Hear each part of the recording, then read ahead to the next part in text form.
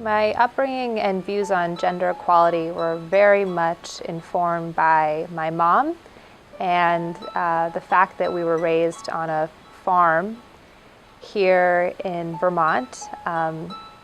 What was so important about this was because she, day in and day out, used her physical strength and her love of labor to do the work of perhaps many men in a single day. And she was a World Cup ski racer and basically turned that strength and talent and love of working really hard into farming. I was raised in the South from a pretty traditional family. We're from Georgia. And I grew up in a pretty matriarchal home. My grandmother is still alive. She's 93 years old. And was raised as a Southern woman, like a Southern belle. So she had some pretty strict ideas about what being a woman or a lady is like. You had to be demure, things like that. So that was my grandmother's influence. My mother, on the other hand, was an artist, so she was kind of a free spirit. And she had a full-time job when I was growing up. So I kind of had the influence of my grandmother in terms of like the importance of the history of the women in my family, and then my mother, I think, kind of encouraged me to think outside the box. I actually never really thought about gender equality that much growing up, just because I was raised in a family, a single-parent household. My mother, the matriarch, the only parent, as well as me being very active in Girl Scouts. So there was just never a question or any doubt in my mind that women were unequal to men. I'm the girl half of a boy-girl twin, set. So I had a twin brother, and that really emphasized this boy-girl, the differences and the similarities to the boy-girl gender equality. It was in our house, it was definitely asserted that things needed to be equal between the two, and if one of us got something, the other should too. But there were also traditional gender roles. My mother was a stay-at-home mom, and my father had the career.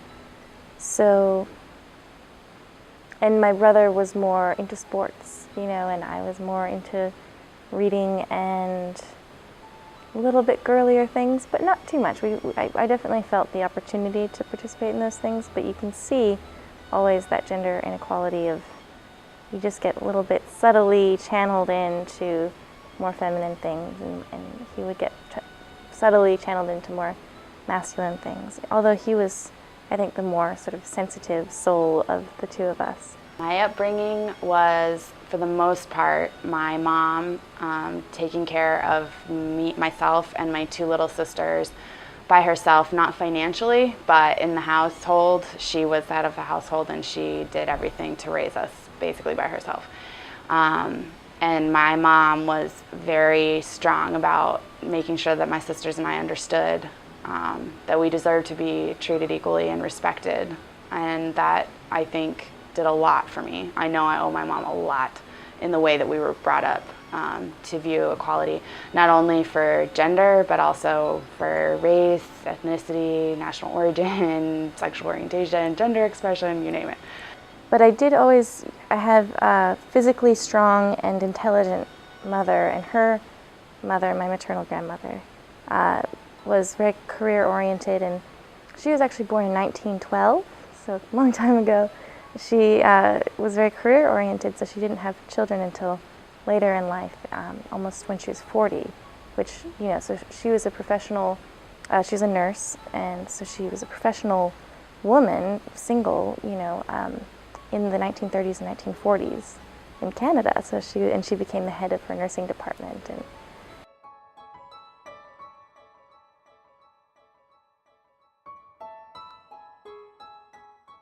as a woman growing up, some of the inequalities I think I faced were not actually realized until I left this really nurturing environment in Vermont, the farm, and in college I never felt like there were large inequalities, but There was one incident that happened when I was living overseas. I think I was about 19 or 20 and was living in Germany for summer taking care of 2 small children, and I was an au pair, and the mother had decided that she wanted someone to take care of her children so she could pursue her career in a pharmaceutical company. And one afternoon I was speaking, well rather we were kind of speaking in broken German, having a conversation with the grandmother, and she was really upset about something. And she used this word, ehrgeizig, and I didn't know what it meant at the time, but we pulled out my German-English dictionary and she was rifling through it, and it ends up that the word means ambitious. And this was a huge problem for the grandmother, that her daughter-in-law was so ambitious.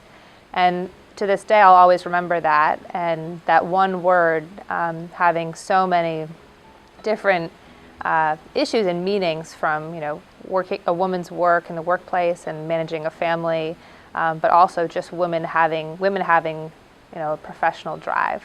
Oh, I will tell you, there's a very personal story. This is when I was a child, and it was when I was growing up. I had 3 cousins that were like brothers to me. And I remember when I asked to play them the video game, we had Nintendo. When I asked to play Nintendo, they would always allow me to win. And I felt really bad about that. And I got angry about that because I felt like, why can't you play as hard with me as you played with your brother? And so that, part of that had to do with the age, but I think a lot of that had to do with the fact that I was a woman, that they think I couldn't play Mario Kart as good as them. Yeah, that was a challenging point in my life. So I definitely identify as a feminist, and the first time I ever realized that I was a feminist, I was on a baseball team, not a softball team, a baseball team, from the time I was in kindergarten until I was in 5th grade. And in my town, the private league, like you didn't play through your school, you played in a private club league. When you hit 5th grade, the rules were you had to wear a cup. Well, of course, the assumption was that all the little boys, that it was only little boys, and that by the time they hit 5th grade, they needed to be protecting themselves. So my mother, of course, went into the administration office and, thought it was a very reasonable request that I be allowed to continue to play past 5th grade on my baseball team without having to wear a cup. And they were adamant that those were the rules. I was going to have to wear a cup if I wanted to keep playing baseball. And I had an assistant coach who was pushing very hard for me to switch over to softball and was making me play outfield and all this stuff. Well, that year, my 5th grade year, there was this regional tournament for everyone who was in that league. And you threw, caught, ran, and did sprints. And I was the only one from my team who made it on to regionals, and there were some other people from our town where I'm from who made it to regionals. So I was the only one, so I was the only girl and the only member from my team to make it to this regional competition. One way that I think women face inequality as compared to men today is there's a sociological problem, I think, with women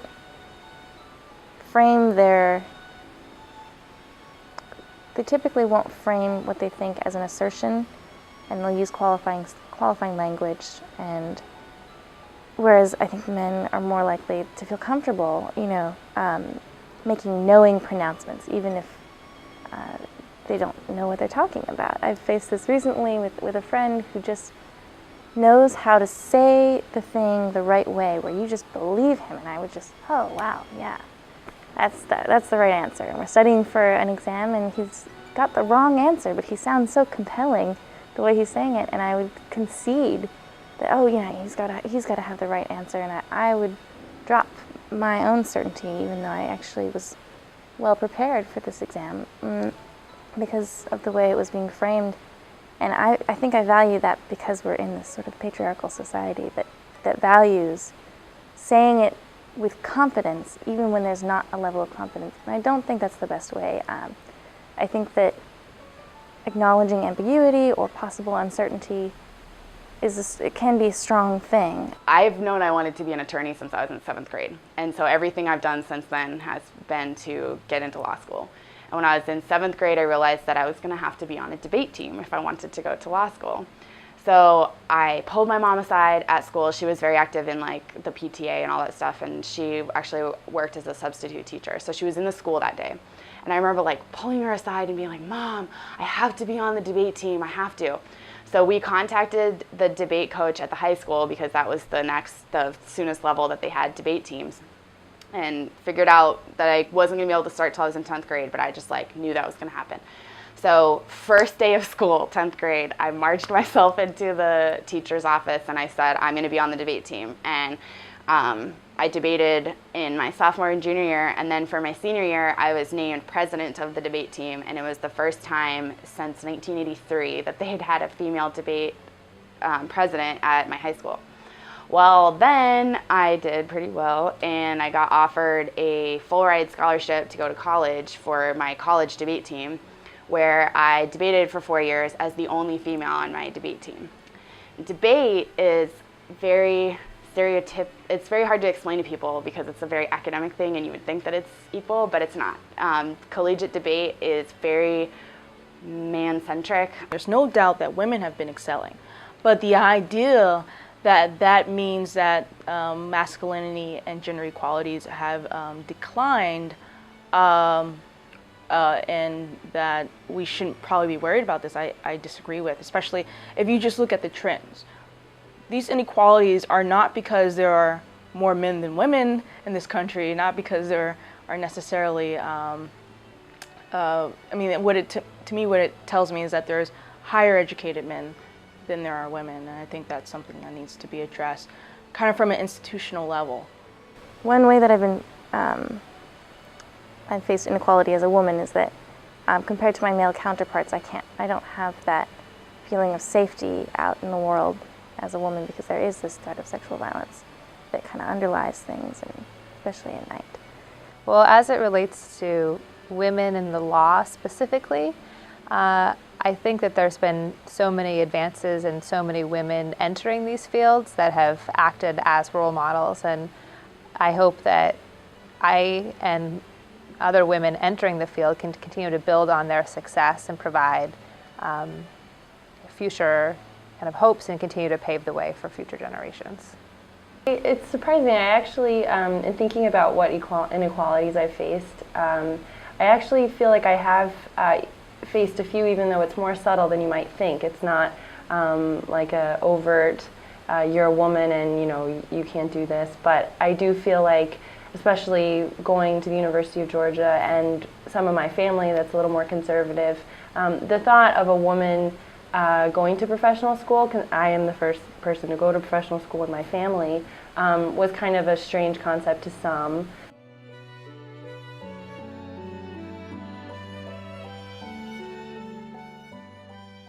I hope that the next generation of women will not have to receive 70 cents to every dollar that a man makes. The fact that we still do not have equal pay is astonishing, and I hope that my daughter never has to face that.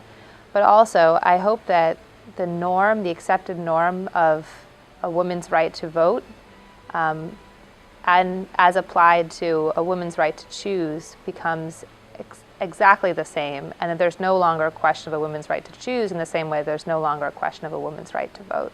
If I had to separate issues out and talk about what I think is the lowest hanging fruit, if you will, or the thing that affects most women and affects our whole society because it affects so many women, would be violence. And I know that's very broad, so I guess I would segregate it down to sexual violence, because that's very obviously something that affects women more than it affects men, not to take away from male survivors of sexual violence at all.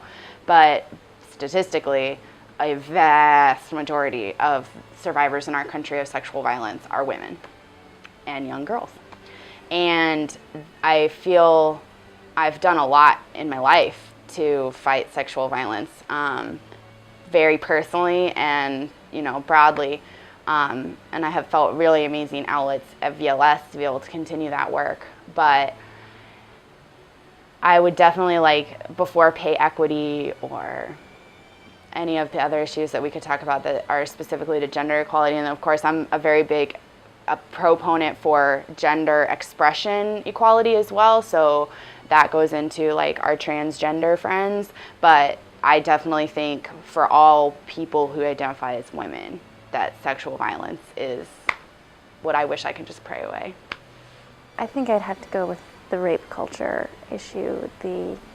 I just think that women should feel safe out there.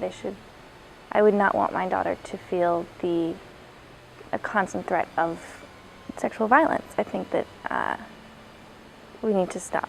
I think that the most important thing that I would want to impart on a daughter would be that you can, that any job is available to you, that, if you wanted to have a full-time career, have a stay-at-home husband, a stay-at-home dad, that's totally acceptable. My mom worked full-time when she was raising me. I have both my mother and my father's last names, and I think that there is something to be said for just understanding that that you really can pursue your dreams and that you shouldn't be held back just because you're a woman.